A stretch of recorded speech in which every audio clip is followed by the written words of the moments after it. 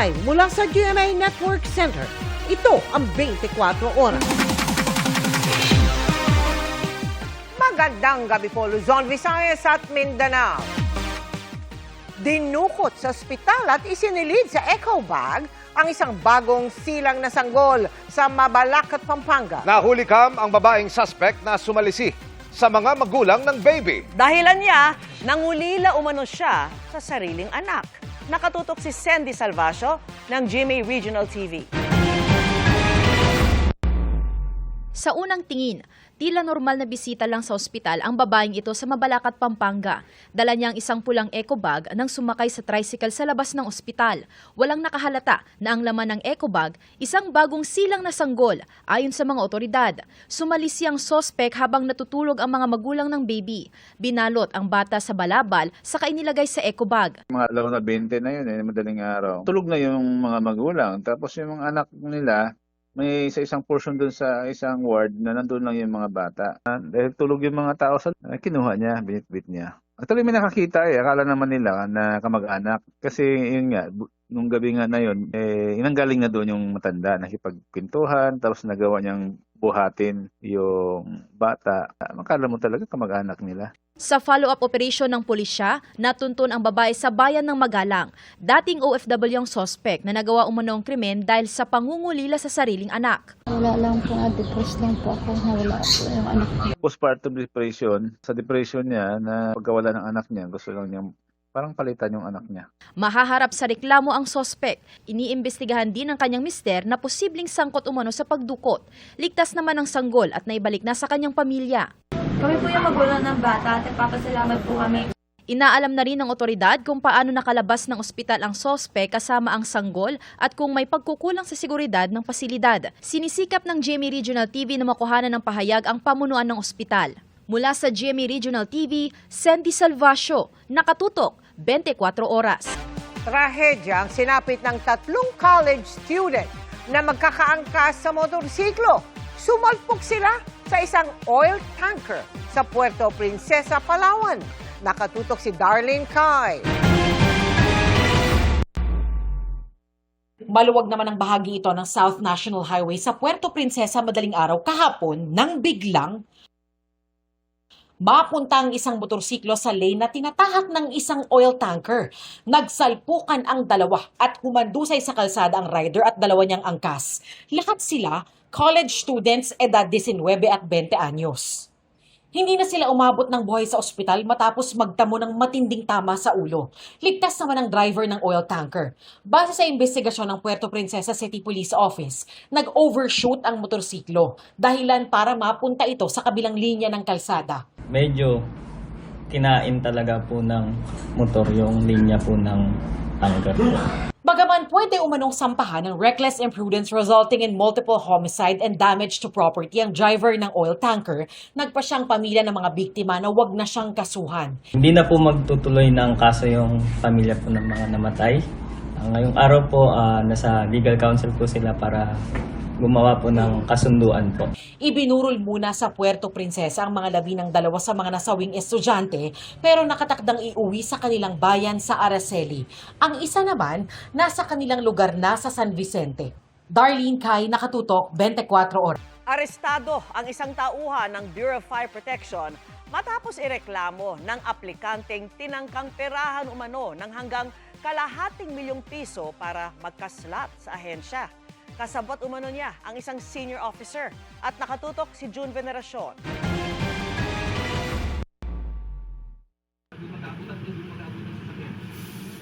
Driver ng nakaparadang coaching ito sa parking area sa isang establishmento sa San Fernando, Pampanga. Ang target ng entrapment operation ng pulisya. Pagkaabot sa driver ng umano'y marked money,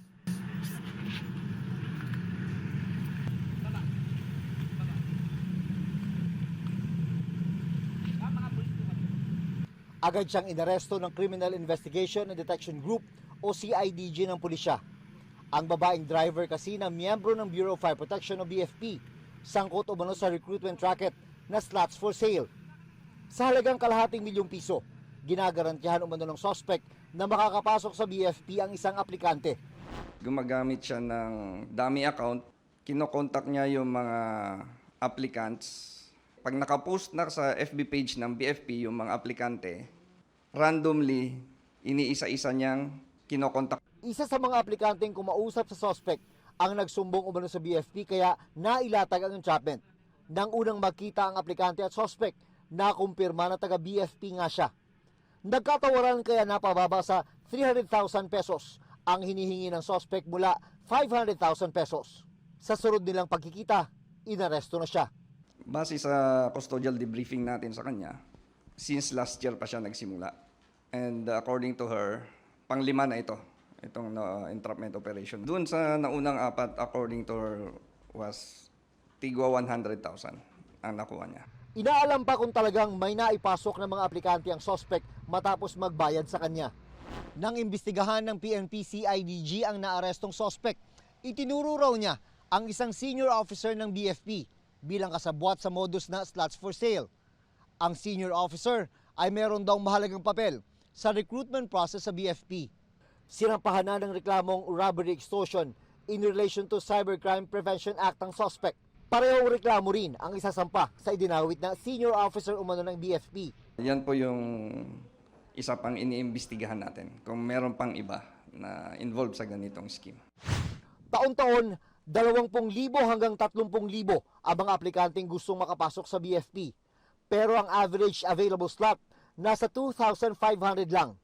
Kung matanggap ang aplikante, humigit kumulang 37,000 pesos ang buwan ng sahod at allowance para sa entry-level rank na Fire Officer 1. Kaya kung aplikante pa lang, pera na ang pinapagana. Pwedeng maging paraan na maging corrupt din dahil sa hindi pa nga nakapasok ay nag-abono na ng ganung kalaking halaga para lang mag-take due advantage sa mga kasabayan na nag-a-apply.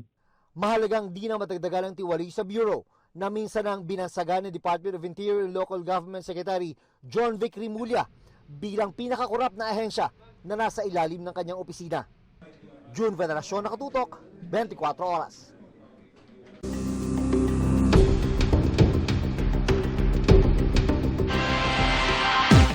Para maiwasan ang trial by publicity at para hindi maging malasirkus ang paglilitis, nagbabala si Senate Impeachment Court Presiding Officer Chis Escudero ng mas mahigpit na pagbabantay laban sa mga paglabag sa sub judice rule. Inilatag niya ang parusa kung lalabag ang mga kapwa niya Senator Judge, pati ang prosecution, depensa at ang respondent na si Vice President Sara Duterte. Nakatutok si Ian Cruz. Minarapat ni Senate Presiding Officer Chis Escudero na maglabas ng paalala at babala kasunod ng mga nangyaring paglabag umano sa sub judice rule sa ginagawang impeachment trial. Ito yung mga pagbibigay ng pahayag habang nililitis ang kaso na makakaapekto sa resulta ng paglilitis, makakapagpahina sa patas na proseso at makasisira sa kumpiyansa ng publiko sa korte. Before imposing or enforcing standards of restraint upon the parties and their own counsel, the court must first look inward and put its own house in order. Para maprotektahan ng impartiality, decorum at integrity ng impeachment court, una siyang nagpaalala sa mga kapwa niya senator judges at ang ginamit niyang kataga, cold neutrality of an impartial judge. The searching question is not partial merely because the answer may aid one side or weaken the other.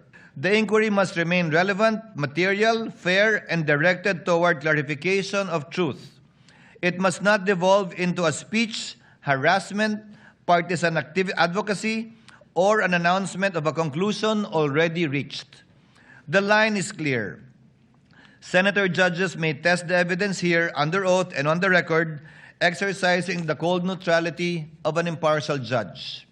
Ayon kay Escudero, kung meron man daw makitang hindi akmang kilos o salita ang isang senator judge, maaari pong idulog sa Senate Committee on Ethics. I hope senator judges shall refrain from unparliamentary remarks, personal attacks, imputations of improper motive, and other language incompatible with the dignity of these proceedings and of parliamentary courtesy to other people. The chair will not hesitate to enforce the rules of this impeachment court. Bukod sa senator judges, sakop rin ng sub judice rule ang mga miyembro ng prosecution at defense panels, pati na ang respondent na si Vice President Sara Duterte.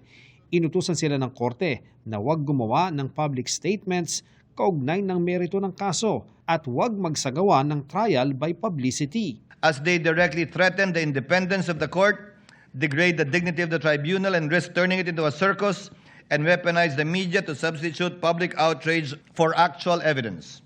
Ang sabi ni Escudero, ipatutupad ang mas mahigpit na pagbabantay sa sub judice rule mula ngayong araw at palalagpasin na ang mga nakaraang paglabag.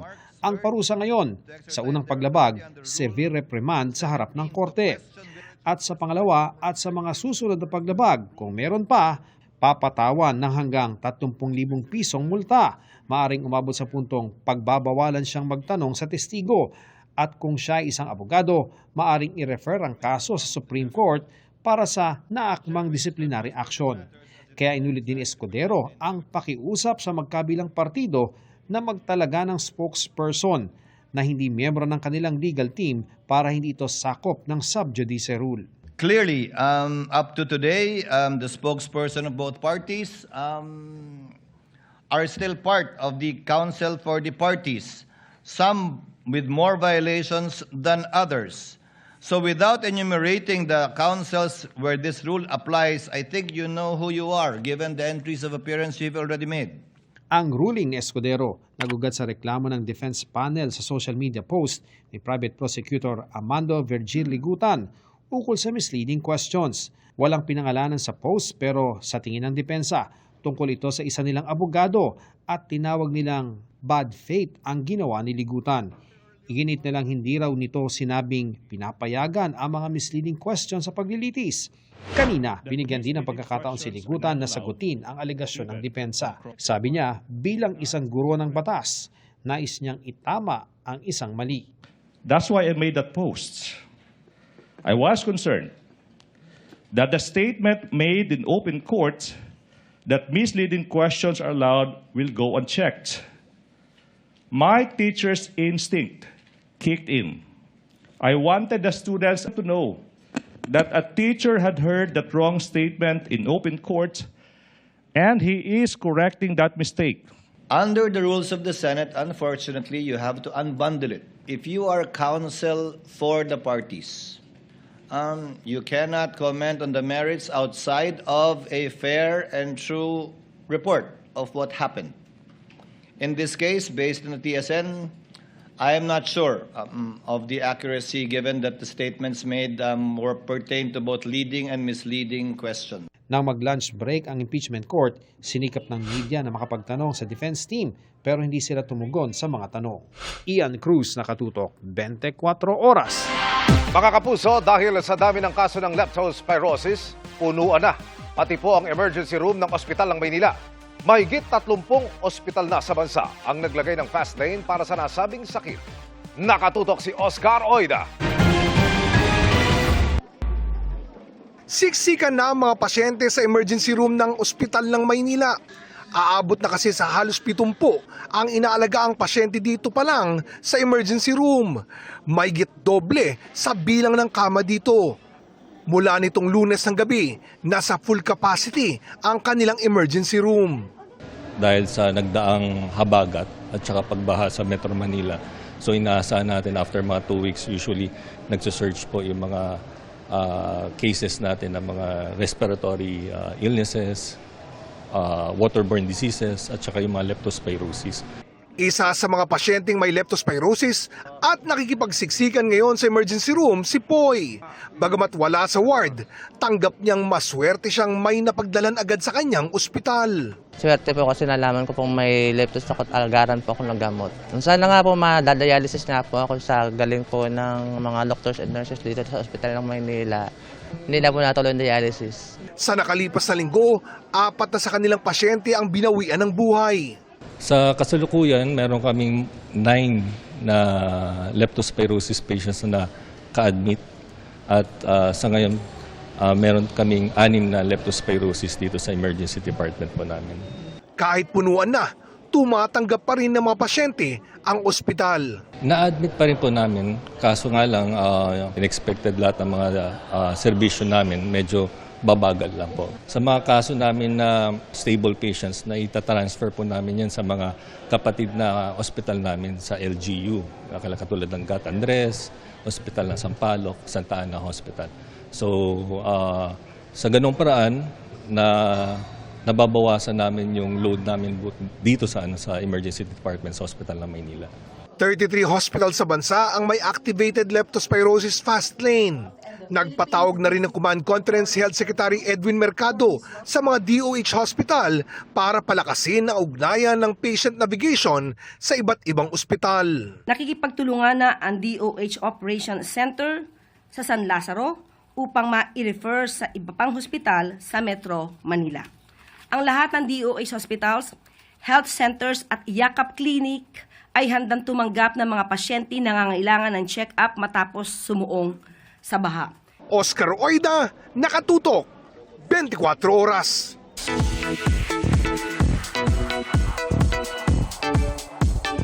Happy midweek, chikahan mga kapuso! Sing-anghang ng Sili Ice Cream at Bicol Express ang pagtanggap ng mga Bicolano kay Anton Vinzon. Nakiugma o nakisaya siya sa Ibalong Festival 2026. Silipin ang Oregon Energy at Epic Celebration sa report ni Diane Loquiliano ng GMA Regional TV.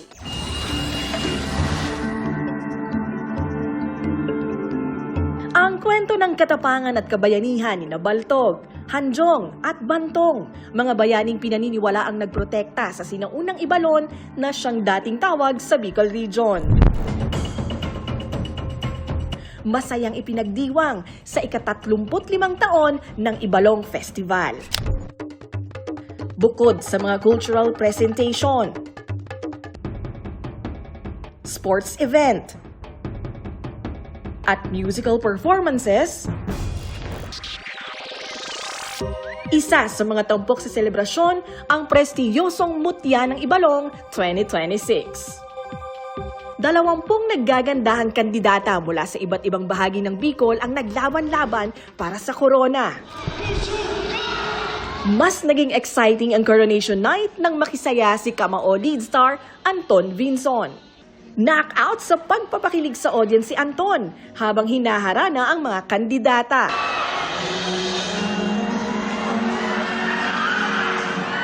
Ibinahagi rin ng aktor ang kanyang favorite experience sa Legazpi at pasasalamat sa mainit na pagtanggap at suporta ng mga Legazpeño. Bicol Express, yung masasarap nilang pagkain, mga putahe. And yung Mayon Volcano, grabe. Nakita ko pa lang si airplane. And nakita daw, sabi ng handler ko, na kapag nakita mo daw yung Mayon Volcano, swerte daw.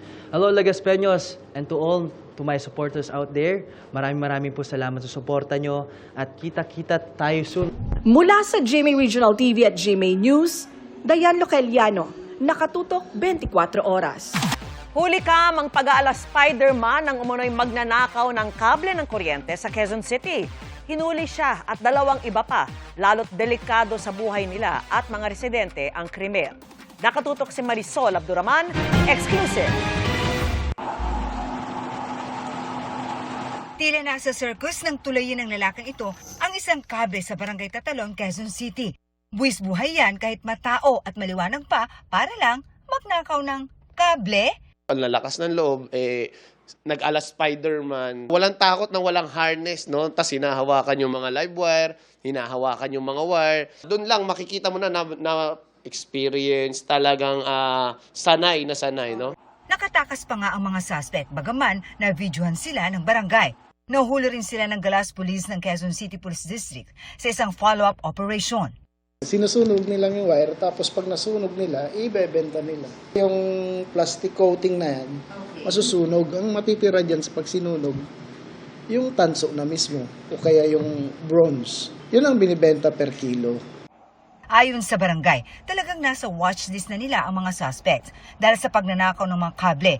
Bantayan sa buhay ng mismong nagnanakaw na maaring makuryente. At bantarin sa buhay ng mga nasa komunidad, lalo kung pagsisimula ng sunog ang pagnanakaw. Pati seguridad ng barangay, damay.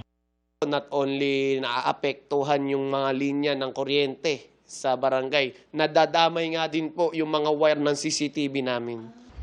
Napag-alaman ng mga otoridad na hindi lang pala sa barangay may record ang mga suspect. Dati na rin pala silang nakulong dahil sa kasong may kinalaman naman sa droga. Gayunman, pinakawalan din sila ng mga pulis kalaunan. Nag-reach out kami pero wala naman pong lumutang na complainant. Anong sabi nila? Wala lang, parang hindi sila interesado. Sa crime against property kasi kailangan mo ng complainant na yung mismong complainant mismo kung sinong may-ari ng ng item na ninakaw. Dagdag lang ito sa mga pagnanakaw ng kable nito nakalipas na mga buwan. Gaya sa Caloocan City, kung saan ninakaw ng 10 lalaki ang ilang metro ng telecommunication cable wires. 7 naman ang inaresto sa Mandaluyong City kabilang ang isang menor de edad na naaktuhang nagpuputol ng cable wires at saka isinakay sa dala nilang closed vans. 70 metro naman na undercovered copper cable wires ang narecover ng pulisya noon na may halagang mahigit ₱250 million. Marisol Abduraman, Nakatuto, 24 Oras. Humihingi ng 84 billion peso flood control budget ang Department of Public Works and Highways para sa susunod na taon. Ang pagtiyak nito, hihigpitan na raw nila ang paggasto sa budget matapos mabalot sa kontrobersya. Nakatutok si Tina Panganiban Perez. Dahil sa mga nadiskubreng umano'y substandard at ghost flood control projects, hindi na binadgetan yan sa kasalukuyang 2026 national budget. Gayunpaman, para sa susunod na taon, humihingi ang Department of Public Works and Highways o DPWH ng halos 84 billion pesos para sa flood control projects. Ayon sa DPWH, mahigit 13% ito ng total budget na hinihingi nila, na hihigpitan naman ang paggastos. Dati, aabot ng 25,000 kada taon ang proyekto ng DPWH. Ngayon, nasa 11,000 na lang. Stricto tayo sa pagpapasok ng mga proyekto sa budget. May ilang requirements ang DPWH ngayon bago pondohan ang isang proyekto, gaya ng feasibility study, certification na walang problema sa right-of-way ang proyekto, at geotagged photos o litrato ng aktwal na lugar ng proyekto. Kasama rin sa mga bibigyang prioridad ang mga proyektong nahinto dahil sa flood control scam at mga nangangailangan ng maintenance at repair. Halimbawa, isang dike ay unfinished, meron po yung butas. Pag tinamaan po ng bahayan, sigurado po 100%. Kahit hindi pa substandard yan, kahit maayos pang pagkagawa niyan, kung yan ay may butas, yan po ay masisira.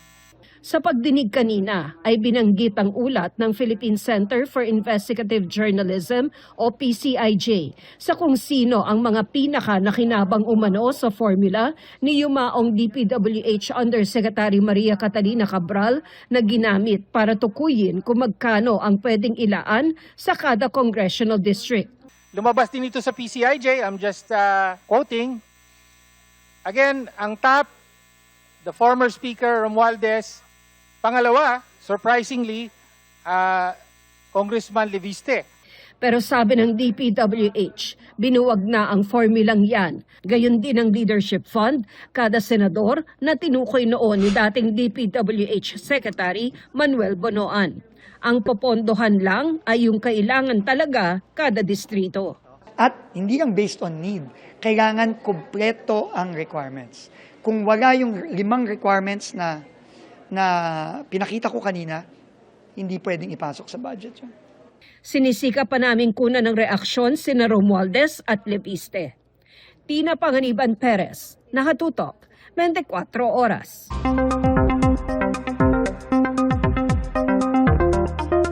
Mga kapuso, sulitin na ang magandang panahon dahil posibleng maging maulan habang papalapit ang weekend. Naging maaraw ngayong araw dahil bahagya pong humina ang habagat. Nalusaw na kasi ang binabantayang low pressure area sa labas ng Philippine Area of Responsibility at patuloy na ring nakalayo sa bansa ang dating bagyong Obet. Pero dahil humina lamang at hindi tuluyang nawala, nandiyan pa rin ang habagat na magdadala ng kaulapan lalo sa western section ng Luzon at Visayas. Base naman sa Tropical Cyclone Threat Forecast ng Pag-asa, posibleng may mabuong bagong low pressure area sa labas ng PAR sa mga susunod na araw. Mataas ang tsansa na pagsapit ng Biyernes o Sabado, maging bagyo ito at pumasok ng PAR at kapag nangyari yan, bibigyan po ito ng local name na Pilandok. Inaasahang lalakas ulit ang habagat kapag pumasok na sa PAR ang bagong bagyo. Kaya posibleng maging maulan na naman. Bukod yan, isa pang LPA ang nakikitang mabubuo sa dagat bandang southern China. May tsansa itong lumapit sa southern portion ng Taiwan pero hindi inaasahang maglalandfall. Pwede pang magbago yan sa mga susunod na araw kaya patuloy pong tumutok para sa updates. Base sa datos ng Metro Weather, asahan ang ulan bukas ng umaga sa western section ng Luzon at Visayas. Mas maraming lugar sa buong bansa ang ulanin pagsapit ng hapon. Posible ang malakas na ulan sa ilang lugar gaya po sa Zamboanga Peninsula. Kaya ingat po sa baha at landslide. Sa Metro Manila, inaasahang maulan na bago pa magtanghali at may tsansang magpatuloy yan hanggang hapon kaya magbaon po lagi ng payong.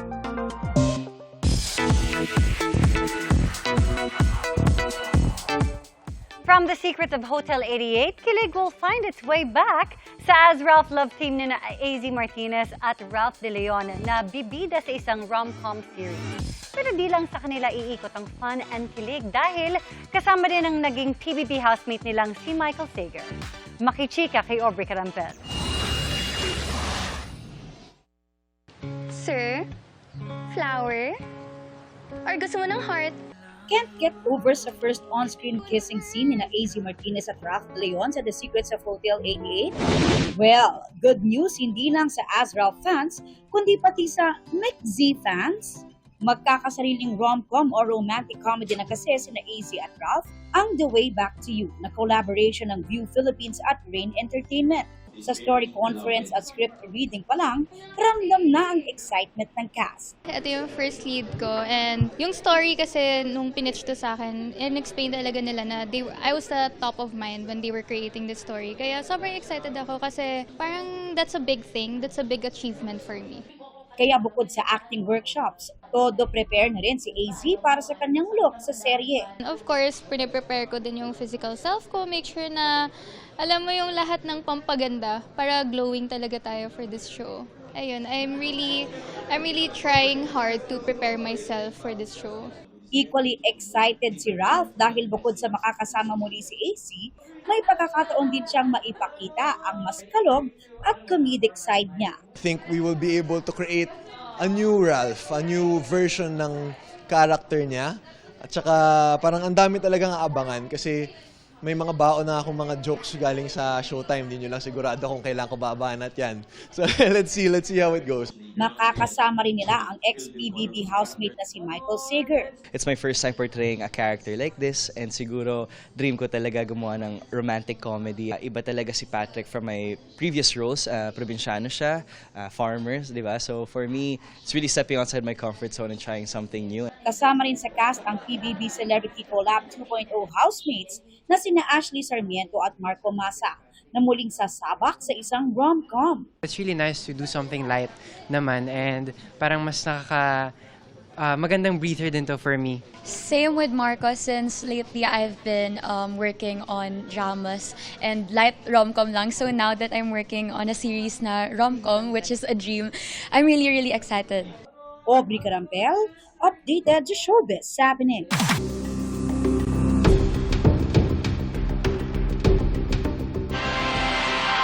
Tila naubusan ng pasensya ang ilang mga senator judge nang kanilang questionin ang isang assistant secretary sa Office of the Vice President kaugnay ng paggamit at pagliquidate ng confidential funds ni Vice President Sara Duterte. Natalakay rin ang paggamit ng alias na iniuugnay sa mga hindi pangkaraniwang pangalan ng mga nasa acknowledgement receipts ng OVP. Sa isang punto, nabanggit pa ang yumaong senador na si Ninoy Aquino.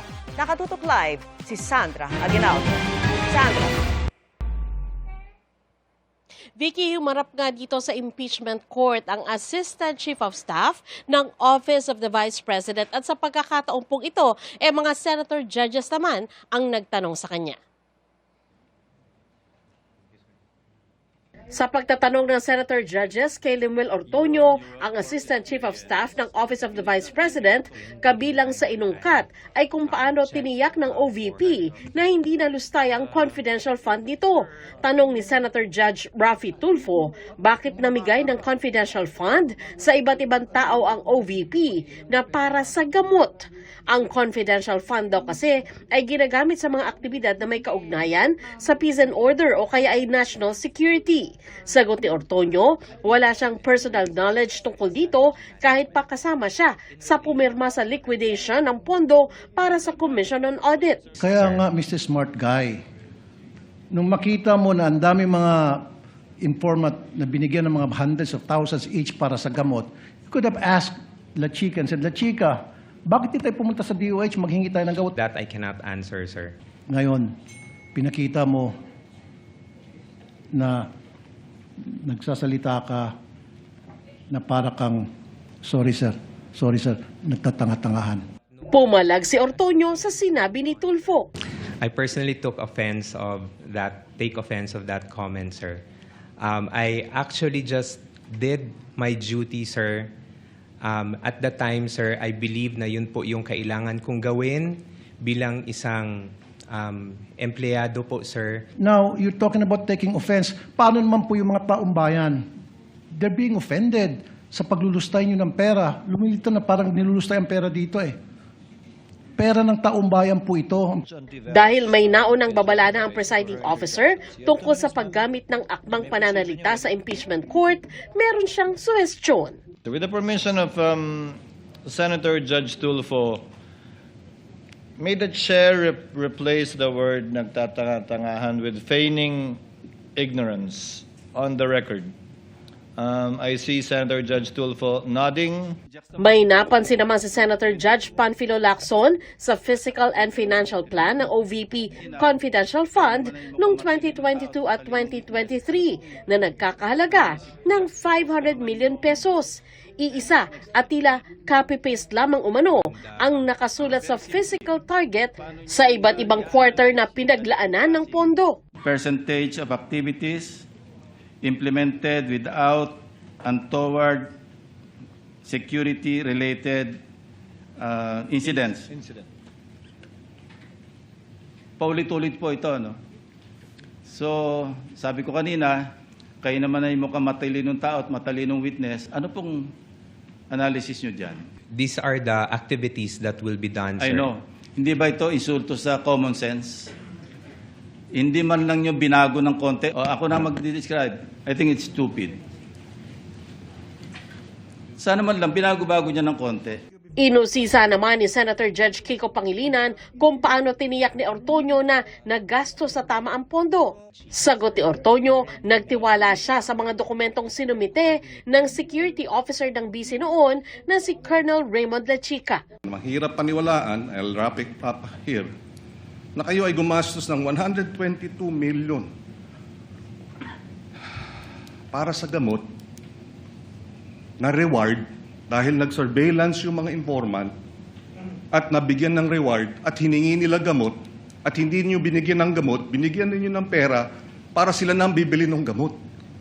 Sa iniharap sa korteng mga acknowledgement receipt na pinirmahan ng mga informant umano mula sa confidential fund, may nakapansing di pangkaraniwan ang mga pangalan tulad ng Mary Grace Piatos, Antonio Pagong, Timon Andrew Pusa, Andy Lim at Suniso Belat. Minsan ang natanong ng ilang senator judges na baka alias ang mga ito. Kanina, si Senador Robin Padilla, tinanong ang prosecution lawyer tungkol sa paggamit ng alias. Ang alias po, anong kahalagahan? I'm not sure of the circumstances surrounding their use of alias. Under the anti-alias law, inaalaw naman po yung paggamit ng alias provided kailangan po nakabanggit din, nakadisclose kung ano yung real name. That should be a non-issue because even them, they never claimed that in any of their pleadings before this honorable court. Kilala niyo po ba kung sino si Maricel Bonifacio? To be candid, Your Honor, I'm not Sino po? familiar. Si Benigno I'm sorry, Aquino Your Honor. Jr., si Ninoy. Siya mismo may alias. Dahil nabanggit si Ninoy, nag-react si Senator Judge Bam Aquino, pamangkin ng pinaslang na dating senador. Tama po, si Ninoy Aquino po ang kanyang alias ay Marshall Bonifacio para makauwi po siya sa Pilipinas nung nasa Boston siya. Pero wala naman ho siyang confidential funds. The point of the prosecution is that was never raised by the defense either in their answer or in their pretrial brief, Your Honor. So to us, that should be a non-issue because even them, they never claimed that in any of their pleadings before this honorable court. Sa cross-examination naman ng abogado ng bise, pinunto ni Ortoño na hindi pa naman daw pinal ang notice of disallowance na inilabas ng COA sa OVP at pwede pa itong iapila. Hindi rin umano ginamit ang confidential funds sa mga regular na programa ng OVP. Intelligence report to support the payment of those.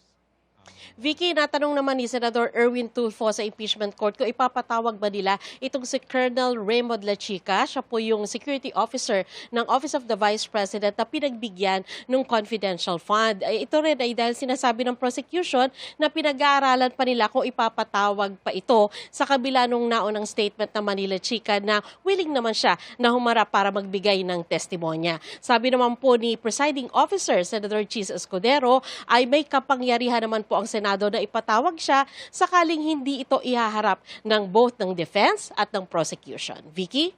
Maraming salamat sa iyo, Sandra Aguinaldo. Mga kapuso, doble ingat po sa mga binibiling charging station at battery dahil baka nakamura ka nga, peki naman at takaw sunog. Ganyan ang nabistong ginagawa sa isang warehouse sa Pasay City. Nakatutok si John Consulta. Exclusive. Bakasang gulat sa mga nagtatrabaho sa isang warehouse sa Pasay nang pasukin ito ng National Bureau of Investigation NCR. Tama lang po muna. Naka-online ka ba? Online selling ka? Kung ayaw mong mabisto ng iba na nire-raid yung lugar na ngayon, i-off mo muna. Tigil mo na. Nandito kami para mag-execute o mag-implement ng search warrant. Kaya dalawang search warrant to, trademark infringement tsaka unfair competition. Sabi ng NBI, nakatanggap sila ng reklamo na pugad umano ng mga pinaking produkto ang warehouse. Na-verify yan sa pag-aalughog ng mga operatiba. Tumabad sa kanila ang samot-saring counterfeit spare parts kagaya ng charging stations at batteries. Sumasabog po itong mga batteries na counterfeit, pati yung charging station. So isipin na natin, nasa bahay, charge at sumabog yan. Makakapos po yan ng apoy at nasusunog. Kadalasan nasusunog yung bahay o mga gamit. At minsan yung tao mismong nagcha-charge, sinasabugan. Kaya talagang napakadelikado. Una rito, sangkaterbang peking cellphone parts ang nasamsam din sa Quiapo, Maynila at Cavite. Ayon sa NBI, bagamat ibinibenta sa mas murang halaga, sirain naman umano ang mga pinaking spare parts. Kaya mapapamahal pa rin dahil paulit-ulit na bibili ang mga customer. Aabot sa 14.2 million pesos ang halaga ng mga nakumpiskang counterfeit spare parts sa operasyon. Naharap sa reklamang paglabag sa Trade Infringement Act at unfair competition ang mga may-ari ng tindahan habang nag-aantay naman ng NBI para sa order of destruction para masira ang mga peking spare parts. John Consulta, nakatutok, 24 oras. Hindi na lamang basta kalagayan ng panahon ang binabantayan ngayon bago magsuspindi ng klase. Kahit walang bagyo, dapat din tignan ang posibleng banta ng hangin, ulan at maaari nitong idulot sa bawat lugar. May website na inilusad para madali ang makita at maintindihan kahit ng mga principal, guro at magulang. Nakatutok si Dano Tingkugo. Tuwi na lang masungit ang panahon na lalagay sa alangan ng mga estudyante lalo kung nakapasok na sila bago masuspindi ang klase. Simple at automatiko ang face-to-face class suspension kung may signal number dahil sa bagyo. Pero pwede pa rin mag-suspend kahit mas mababa o kahit walang storm signal o kahit nga walang bagyo. Hindi lang mismong lokal na pamahalaan ang pwede magsuspende, kundi mismong namamahala sa mga paaralan tulad ng school principals. Kahit mga magulang, pwedeng huwag papasukin ang anak kung tingin nila delikado na. Pero saan nila ibabatay yan?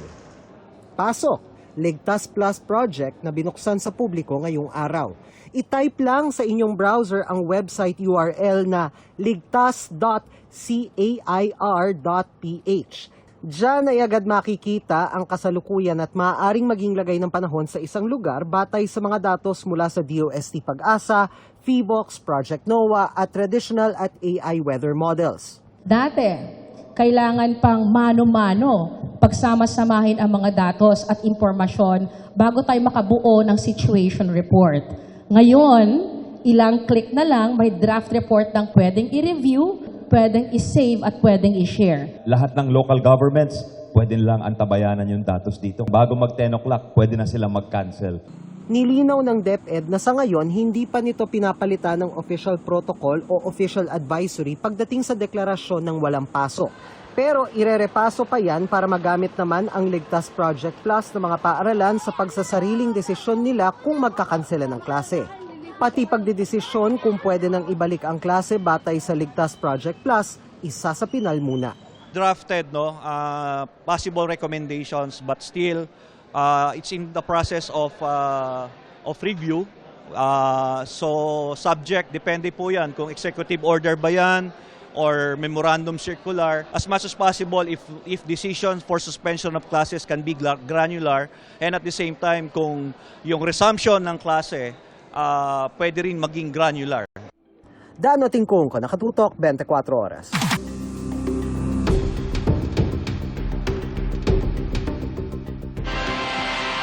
Inatasan ni Senate Impeachment Court Presiding Officer Chis Escudero ang mga abogado ni Vice President Sara Duterte na paalalahanan ng bise kaugnay sa inilatag na parusa sa mga lalabag sa sub judice rule.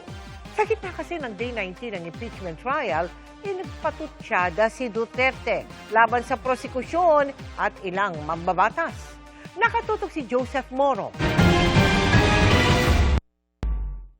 Sa isang pahayag, pinatutsadahan ni Vice President Sara Duterte ang prosecution at mga mambabatas na nais daw gawing lehitimo ang impeachment complaint kahit na wala ni isang hibla ng ebidensya.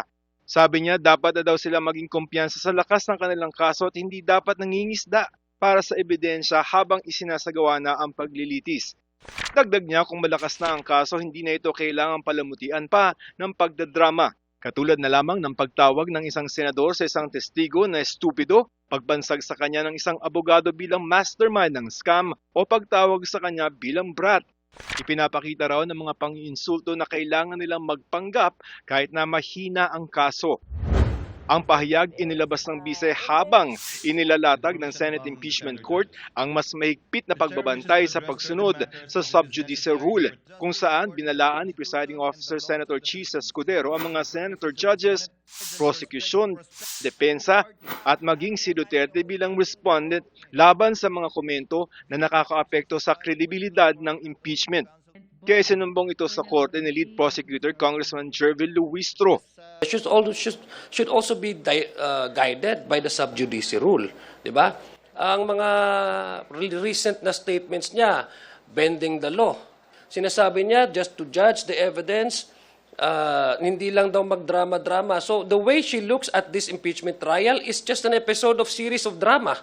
It's also in a way an attack on the integrity of the court. Tugon ni Escudero dahil wala pang naibababang hatol ang korte noon, hindi pa sakop ng pagbabawal ang mga binanggit ng bise. Pero inatasan ni Escudero ang abogado ni Duterte na paalalahanan ng bise sa maaaring maging aksyon kung lalabag ito sa sub judice rule sa hinaharap.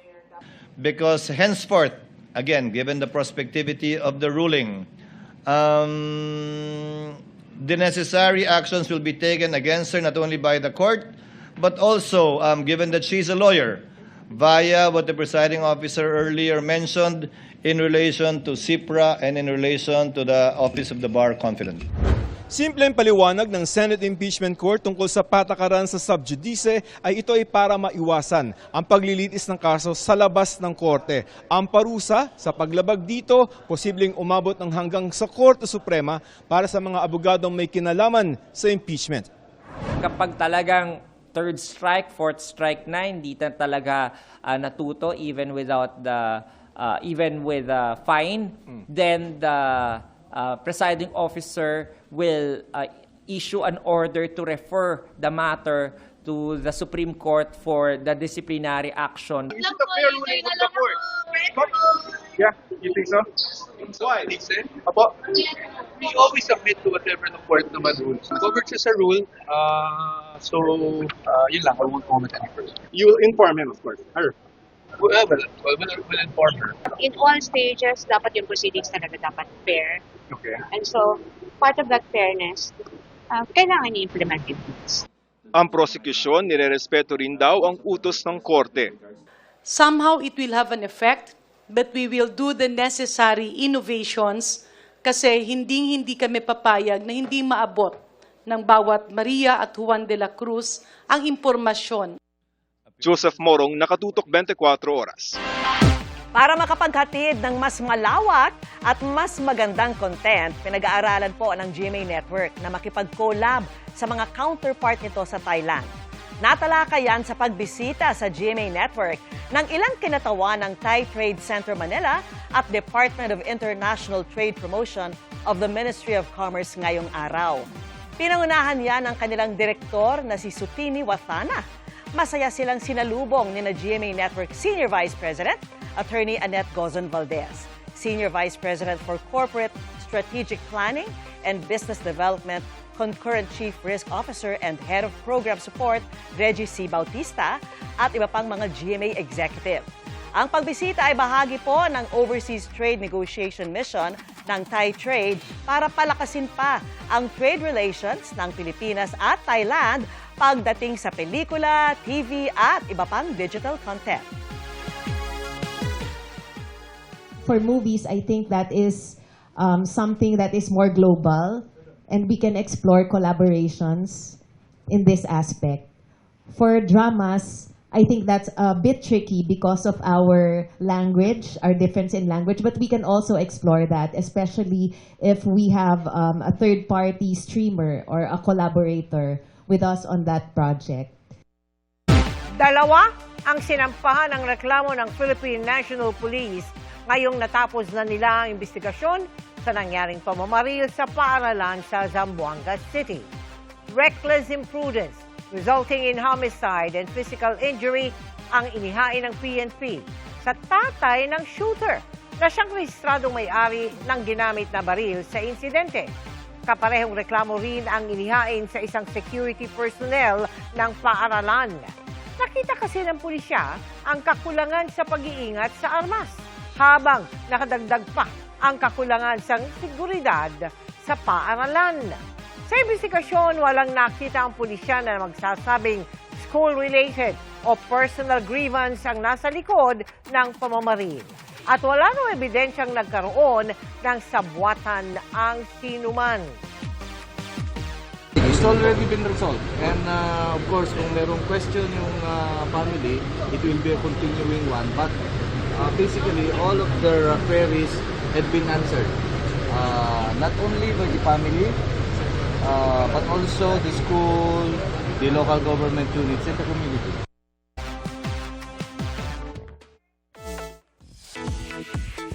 Mabilis ulit na chikahan para updated sa Showbiz Happening. Ako po, miss na miss ko rin po si Caprice dahil, ayun, sobrang tagal po namin magkasama sa set. Ilang months rin po. We had so much good times together and it was really an amazing experience shooting with Caprice and with everyone as well. Layag na layag ang Cap-Heath shippers sa sagot na ito ni Heath Hernales nang sumalang sa Fast Talk with Boy Abunda. Mas tumibay nga raw ang friendship nila after ng success ng You're My Favorite Song. Ang fatherly advice naman ni Michael Roy sa anak, career at dreams muna. Lalo't may upcoming solo concert si Heath sa September 5. Hi, U-mates! Mega Loves and Meganetics. I'm leaving Yumi. I'm no longer part of the group. Paano na ang U-mates? Another shocking revelation sa Born to Shine ang pag-alis sa girl group na Yumi ni Megan played by Olive May. Tuloy na kayang madidisband ang Yumi lalo't wala na rin sa grupo si Jenny na ginagampanan ni Zephanie? Puno yan, hindi lang sila basta puno. Less than a week na lang, Burr months na! Pero di lang sa holiday season excited ang mga kapuso, kundi sa kilig na ihahatid ng romantic comedy series na Love Siargao sa GMA. Maghanda ng mabighani sa ganda ng Iyaw kasama sina Nadine Lustre at Alden Richards. Nagluluksa ang buong mundo sa pagpauna ng music icon na si Dolly Parton sa edad na 80. Inalala ng marami ang kanyang legacy na hindi lang limited sa music kundi sa pagtulong sa kapwa. Balikan natin ang kanyang makulay na karera sa report ni Aubrey Carampel. Singer, songwriter, philanthropist at actress. Ilan lang yan sa mga papel na ginampanan ng music icon at binansagang Queen of Country Music na si Dolly Parton. Sa loob ng 6 na dekadang karera, hindi lang musika ang binago ng 80 taong gulang na si Dolly. Naging bahagi rin siya ng pop culture sa pamamagitan ng kanyang mga pelikula, TV shows, business ventures at charity work. Hindi rin matatawaran ang kanyang legacy bilang songwriter na nagsimula sa maliit na kwarto sa Tennessee noong 6 na taong gulang pa lang. Nakapagsulat siya ng tinatayang nasa 3,000 kanta. Ang ilan, hango sa personal na karanasan at mga isyu sa lipunan patungkol sa kababaihan. Mahigit 100 million records ang naibenta niya worldwide, kabilang ang kanyang classic hit songs na Jolene, 9 to 5 at I Will Always Love You na nirevive ng pumanaw na ring singer na si Whitney Houston. Isa nga si Dolly sa best-selling female artists of all time na nagwagi ng 11 Grammys, kabilang ang Lifetime Achievement Award. Marami rin siyang nakuhang pagkilala sa Country Music Awards at Academy of Country Awards. Pero higit pa sa mga awit at parangal, kahanga-hanga ang pusong mapagmalasakit ni Dolly. Lumaki man sa hirap, malaki ang naiambag ni Dolly sa charity at education. Sa pamamagitan ng kanyang Imagination Library, nakapaghatid siya ng daan-daang milyong libro sa mga bata sa iba't ibang panig ng mundo. Nakibahagi rin siya sa pagpondo ng medical research, kabilang ang pag-aaral na nakatulong sa pagbuo ng isa sa COVID-19 vaccine. Ngayong araw, laking gulat ng buong mundo sa malungkot na balitang ibinahagi ng pamilya ni Dolly.